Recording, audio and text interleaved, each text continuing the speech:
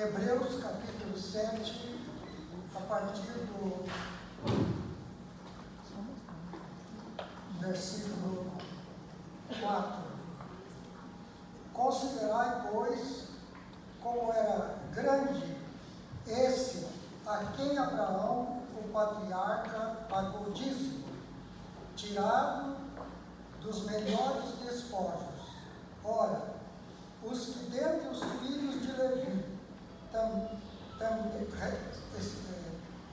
recebem o sacerdócio, têm mandamento de recolher, de acordo com a lei, os dízimos do povo, ou seja, dos seus irmãos, embora tenham estes descendido de Abraão. Entretanto, cuja genealogia não inclui entre eles, recebe dízimos de Abraão e abençoou dízimos o que tinha a promessa. Evidentemente, era de qualquer dúvida que o inferior e abençoado pelo superior. Aliás, aqui são homens mortais os que recebem dízimos, porém ali aquele de quem as testifica que vive. E por assim dizer, também Levi, que recebe os dízimos, pagou e na pessoa de Abraão. Porque aquele que ainda não tinha sido gerado por seu pai, quando Melquisedeque saiu ao encontro deste. Se, portanto, a perfeição houvera sido mediante o sacerdócio levítico, pois nele baseado o povo recebeu a lei que necessitava, haveria ainda de que levantasse outro sacerdote segundo a ordem de Melquisedeque, e que não fosse, contudo, segundo a ordem de Adão. Pois quando se muda o sacerdócio, necessariamente há também mudança da lei. Porque aquele de quem são ditas estas coisas pertence a outra tribo, da qual ninguém prestou serviço ao altar. Pois é evidente que nosso Senhor procedeu de Judá, tribo da qual Moisés nunca atribuiu sacerdotes. E isto é ainda muito mais evidente quando a semelhança de Melquisedeque se levanta outro sacerdote, e contudo não conforme a lei de mandamento carnal. Gostaria de ler o versículo 24 e 25. Este, portanto, porque continua para sempre, tem o seu sacerdócio imutável. Por isso também pode salvar totalmente os que por ele se chegam a Deus, vivendo sempre para interceder por eles. A carta aos Hebreus foi escrita anonimamente. Não há aqui alguém que se identifique como sendo o autor dessa carta. Mas essa carta foi escrita diretamente ao povo hebreu. Hebreu porque vinham de Hebron, procediam de Hebron, a terra de Abraão. Então estes judeus cristãos estavam sofrendo a perseguição, uma perseguição tremenda, e eles estavam inclinados a retornar ao judaísmo, com o seu sistema, com os seus ritos, e o argumento do autor, que muitos entendem que era o apóstolo Paulo, ele faz uma demonstração de que todo o sistema hebraico, todo o sistema judaico, ele serviu ao povo de alguma maneira, mas era um sistema imperfeito. Aqui é mencionado Melquisedeque, que surgiu do nada, né? Era um personagem que surge do nada, e ele era sumo sacerdote, e Abraão pagou os dízimos a ele. Então se diz que Melquisedeque era alguém sem começo de dias e sem fim de existência. Ele, da maneira que ele surgiu, ele também desapareceu. Mas na verdade o autor fala que Melquisedeque era um tipo de Cristo, porque Cristo é o sacerdote eterno. O sacerdote era aquele que intermediava a relação do homem com Deus. O sacerdote representava Deus, representava o homem perante Deus, e ele também representou Deus perante os homens, que era mais a função do profeta. Mas tudo isso chega a esse ponto culminante do versículo 25, que diz que ele é poderoso para salvar totalmente todos quantos se chegam a Deus. Numa mensagem anterior eu mencionei o significado da palavra, que tanto no grego como no hebraico ela tem um sentido muito amplo. É a palavra salvação. E o que significa salvação? Significa libertação, significa segurança, significa preservação e significa cura e perfeição. Então a salvação é algo planejado por Deus antes da fundação do mundo. É isso que a Bíblia nos ensina, e sabemos então que é um plano perfeito. Alguém disse que um plano perfeito tem que funcionar com qualquer pessoa, né? Se alguém tem um grande plano, ele só funciona com alguns especiais, esse plano não é um plano perfeito. Deus tem um plano de salvação que funciona com qualquer pessoa. Ele funciona com o pior pecador, aquele que cometeu os crimes mais hediondos do mundo, podem ser salvos, porque no sangue de Jesus há poder para perdoar e para transformar. Certo dia, um homem presidiário foi visitado por um pastor, e ele, então, esse homem ficou tão comovido por ouvir o amor de Deus, e que Deus estava disposto a perdoar, e ele então chegou no pastor: mas pastor, com um revólver eu matei 3 homens, né? Será que Jesus pode me perdoar?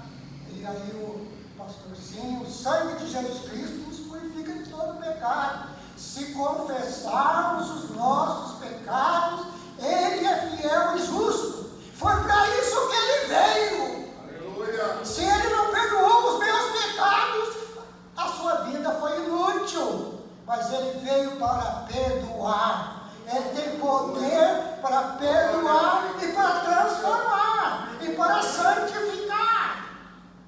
Este é o poder que Ele tem. Portanto, salvação é algo perfeito. Salvação tem um histórico, começo, meio e fim. Ele nos salva da culpa do pecado. Ele nos salva do poder do pecado. O pecado exerce um poder sobre a vida do pecador. O pecador não é dono de si. Ele faz aquilo que o pecado que está na sua vida, ele determina. A sua natureza pecaminosa o domina. Mas Jesus tem poder para quebrar o poder do pecado. Ele nos dá poder para viver uma vida santa. Esta é a vontade de Deus. viver uma vida santa. E ele não só para por aí. Nós somos salvos do poder, da culpa, do poder e da presença do pecado. Porque no céu não entra pecado. Quando o Senhor terminar a sua obra em nós, estamos prontos. E isso é algo imediato, pode ser imediato ou pode atuar na nossa vida durante a nossa caminhada. Teve gente que foi imediato, ladrão, por exemplo, quando pediu, lembra-te de mim quando entrar no teu reino, Jesus disse, hoje mesmo estarás comigo no paraíso. A resposta de Deus ao pecador é imediata. Nós podemos orar, Senhor, perdoa os meus pecados, transforma a minha vida, e o Espírito Santo realiza isso de imediato. Não é um processo, é algo imediato, mas existe também um processo. Esse processo é a presença do Espírito Santo em nós, e aí que entra a questão, além da libertação, nós somos seguros. Ele nos dá segurança. Jesus disse lá em João capítulo 9, as minhas ovelhas ouvem a minha voz, e elas me seguem, e ninguém as arrebatará da minha mão. Nós temos segurança em Jesus Cristo. Um dia um irmão muito querido falou, eu tenho muito receio, muito medo de não ser fiel. E eu citei para ele lá em Tessalonicenses, que diz, fiel é o que vos chama, o qual também o fará. O nosso Deus é um Deus fiel, e nos faz fiéis. Nós podemos ser fiéis, porque Ele é fiel em cuidar de nós.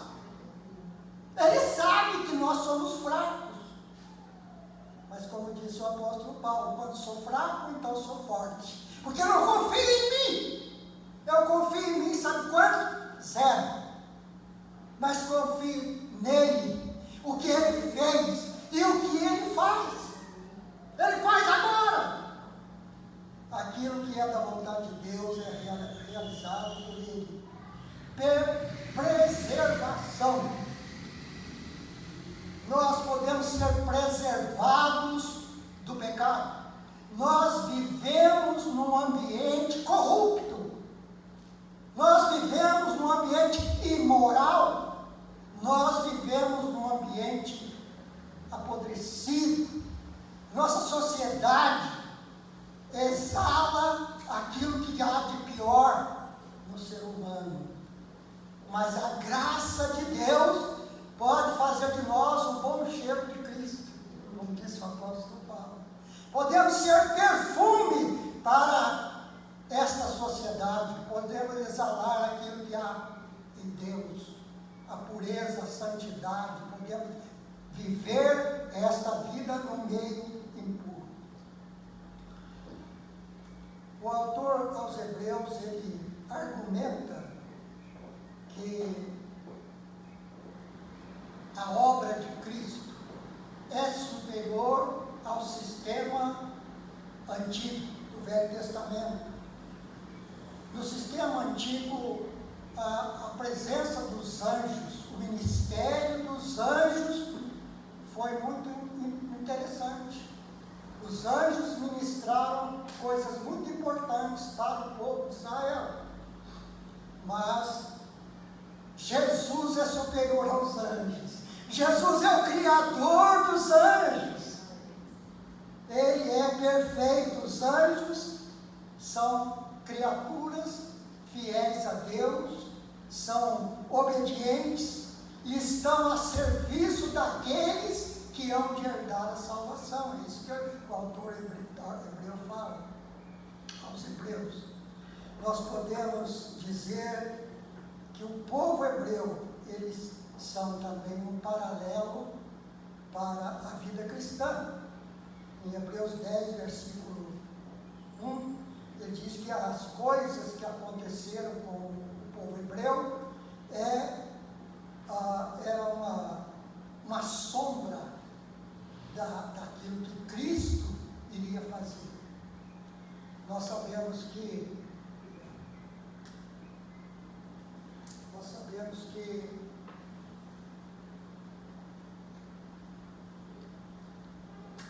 todo o sacerdócio ele era imperfeito, porque o sangue dos animais que eram ofertados, eles não eram suficientes para trazer uma purificação completa.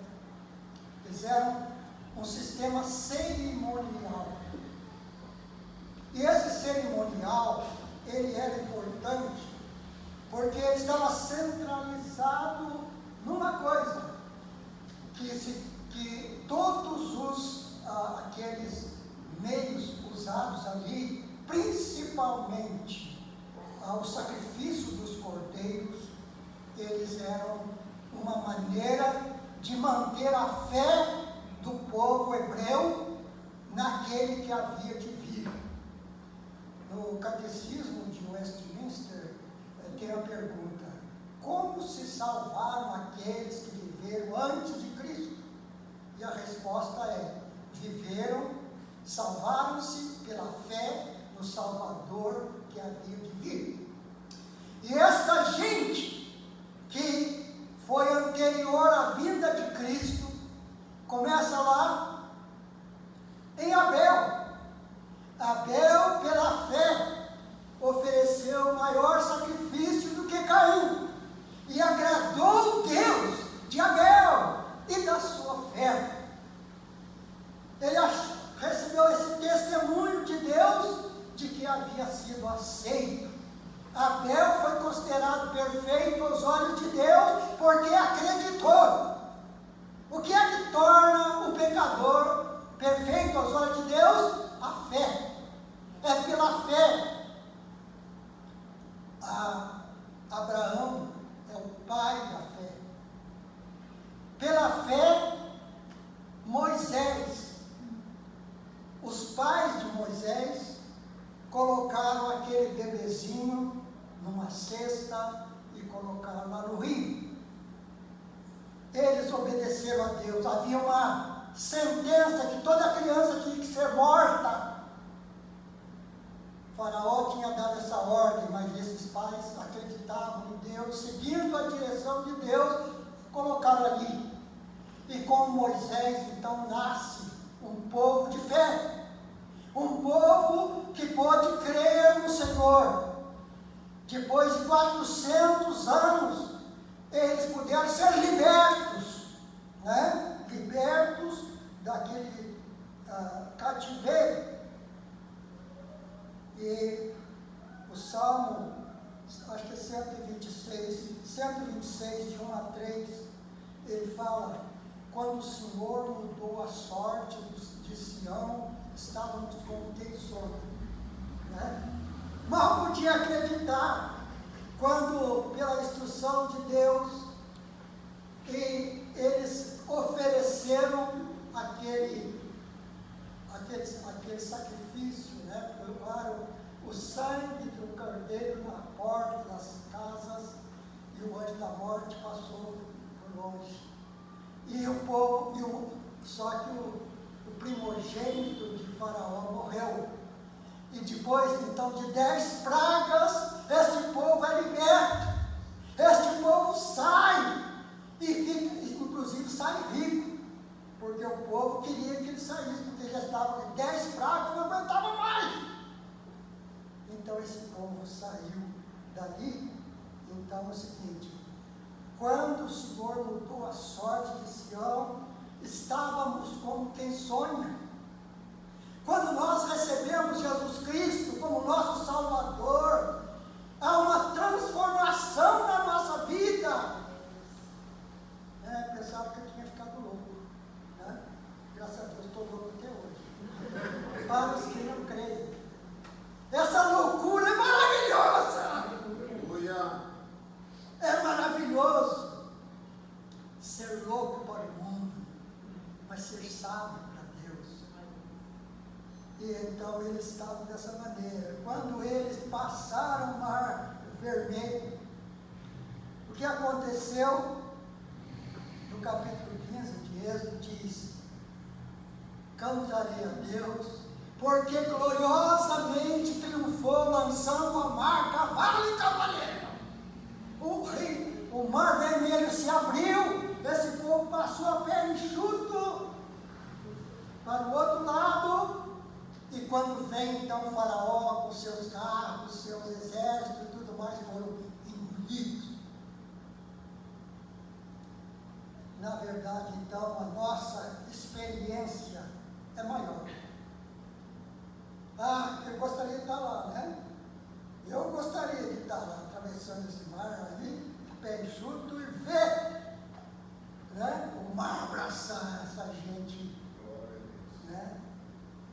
E Deus tinha falado com Moisés: vocês nunca mais verão esses aí. Sumiram, né? Então nós vemos que a história do povo de Israel, ela simboliza a obra de Cristo. Na verdade, Cristo estava presente em tudo isso. Há um texto que fala que os profetas, quando profetizaram, Jesus falava pela boca deles. Jesus é o primeiro, é o último, Ele está conosco hoje. Amém.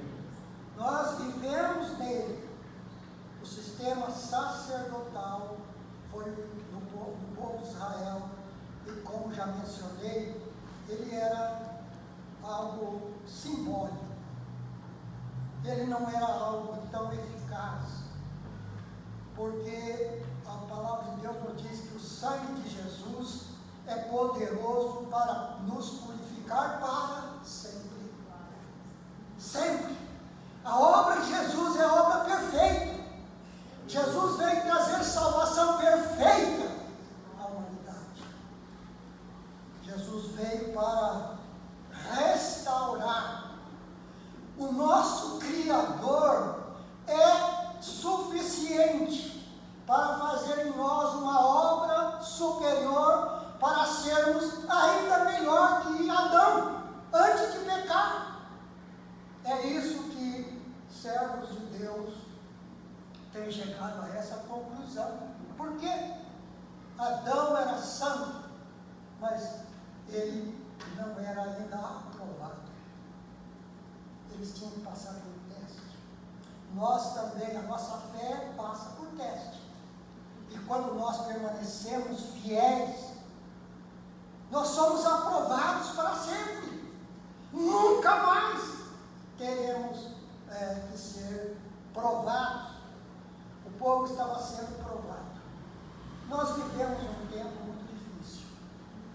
Nós vivemos um tempo onde há parte daqueles que professam a fé cristã estão abandonando a sua fé e descrendo da palavra de Deus. Há aí pessoas que se declaram evangélicos, que estão tirando partes da palavra de Deus. Quem tirar parte da palavra de Deus, o nome dele será tirado do livro da vida. Estão negando a fé. Somos salvos pela fé. Somos salvos pela graça de Deus que opera pela fé. A fé é o meio. Quando nós perdemos a nossa fé, nós perdemos a nossa salvação. Nos capítulos 6 e 10 de Hebreus, fala sobre isso. Das pessoas que abandonaram, foram iluminados, provaram o dom celestial e caíram. E há uma advertência: como escaparemos nós se negligenciarmos tão grande salvação? Como é uma dádiva preciosa que custou o sangue de nosso Salvador. A nossa resposta a Deus não pode ser uma resposta indiferente, uma resposta fraca. A nossa dedicação tem que ser total. A nossa entrega é total a Deus. Deus não aceita nada pela metade. Deus nos aceita quando buscar-me-eis e me achareis, quando me buscardes de todo o coração, não pela metade.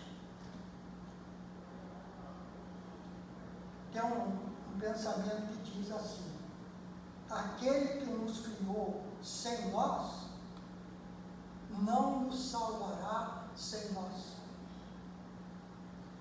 A grande dádiva da salvação merece uma resposta.